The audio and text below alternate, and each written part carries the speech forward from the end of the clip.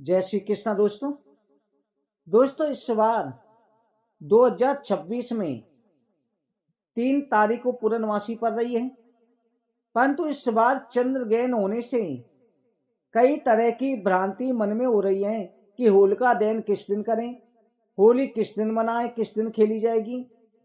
दोस्तों, कई लोग होली को 3 मार्च को बता रहे हैं, कई लोग 4 मार्च को कह रहे हैं। होलिका दहन की स्थिति बनी हुई है, कई लोग 2 मार्च को कह रहे हैं। मन में कई प्रकार के असमंजस हो रहे हैं। इस बार 3 तारीख को ग्रहण भी लग रहा है। बड़ी विषम परिस्थिति बन चुकी है। होलिका दहन का शुभ समय क्या होगा? होलिका दहन भद्रा में करना दोष कारक माना जाता है, क्योंकि भद्रा को कूर माना जाता है, शुभ कार्य नहीं करने चाहिए। आज की वीडियो में सभी जानकारी दे रहे हैं। अगर आप चैनल पर नए हैं तो चैनल को सब्सक्राइब करें, वीडियो को लाइक और शेयर जरूर करें। दोस्तों, बात करते हैं होलिका दहन की। होलिका दहन पूर्णमासी तिथि में किया जाता है। सूर्य अस्त के बाद में होलिका दहन करना शुभ माना जाता है। होलिका दहन ये अधर्म पर धर्म की विजय का प्रतीक है। होलिका दहन तो बाहर होता है, लेकिन होलिका दहन अपने अंदर भी करना चाहिए। अपने अंदर से क्रोध का, घमंड का, ईर्ष्या का, अहंकार का होलिका दहन करना चाहिए। भगवान का नाम जप करना चाहिए, अच्छे कर्म करने चाहिए। होली तो ऐसा पावन पवित्र तीर्थ पर्व है जो शत्रु को भी मित्र बना देता है। ये प्रेम सौंदर्य प्रेम का सबसे बड़ा त्योहार है। दुश्मनों को भी गुलाल लगा करके बधाई देने की परंपरा है। दुश्मनों को भी गले लगाने की परंपरा है। होलिका दहन को प्रेम का स्वरूप माना जाता है।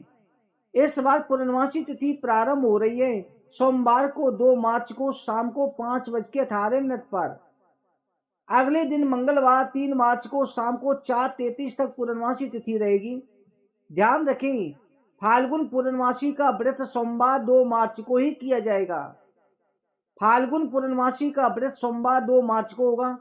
अब बात करते हैं होलिका दहन, जिससे समाज में भ्रांतियां संशय बना हुआ। होलिका दहन कब करना है तो ध्यान रखें, पूर्णमासी तिथि का प्रारंभ हो रहा है सोमवार 2 मार्च को शाम को 5:18 पर। अगले दिन शाम को 4:33 तक पूर्णमासी तिथि समाप्त हो जाएगी। वैसे भी 5:18 तक पूर्णमासी 5:18 से 2 मार्च को लग रही है। उसके साथ भद्रा भी लग रही है। भद्रा पूरी रात रहते हुए शाम को 4:56 तक भद्रा रहेंगी। पूरी रात निकल जाएगी। अगले दिन 3 मार्च को सूर्य अस्त के पहले पूर्णमासी तिथि समाप्त हो जाएगी। इसलिए 3 मार्च की रात में जो है संध्या के समय होलिका दहन का कोई मतलब ही नहीं रहेगा। जब 3 मार्च को शाम को पूर्णमासी तिथि समाप्त हो जाएगी तो प्रतिपदा तिथि में होलिका दहन नहीं होता, और दिन में इसलिए नहीं हो सकता कि ग्रहण है। इसलिए पूर्णमासी तिथि में ही होलिका दहन करना चाहिए। सूर्य अस्त के पहले 4:33 पर पूर्णमासी तिथि समाप्त हो रही है। अब शास्त्रों के अनुसार भद्रा भी है 2 मार्च को। कहा जाता है रक्षाबंधन, होलिका दहन, गृह प्रवेश, गृह आरंभ, विवाह, सगाई, धार्मिक कार्यों भद्रा काल में वर्जित माने गए हैं। भद्रा काल में कोई भी शुभ कार्य नहीं किया जाता, तो किस समय होलिका दहन किया जाए, ये बड़ी समस्या उत्पन्न हो गई है। मन में अनेक तरह की भ्रांति हो रही है। तो दोस्तों, पूर्णमासी तिथि सोमवार 2 मार्च को शाम को 5:18 पे प्रारंभ होगी। भद्रा भी 5:18 से प्रारंभ होगी। भोर में पूरी रात भद्रा रहते हुए प्रातः 3 मार्च की सुबह 4:56 पर भद्रा समाप्त हो रही है। तो होलिका दहन का शुभ समय 3 मार्च की सुबह या 2 मार्च की रात और 3 मार्च की सुबह 4:56 के बाद होलिका दहन करना शुभ होगा।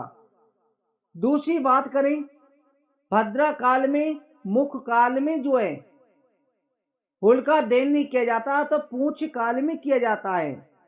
तो इसलिए चिंतामणि शास्त्र के अनुसार भद्रा के पुच्छ काल में भी होलिका दहन करना शुभदायक रहता है।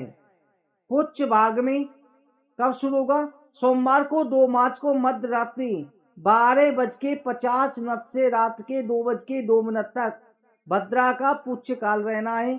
इसमें जो है 2 मार्च की रात को 12:50 से लेके 2 बजे के बीच में भी आप होलिका दहन कर सकते हैं, या फिर 3 मार्च की सुबह 4:56 के बाद में और प्रातः के 8 बजे तक कर ले में।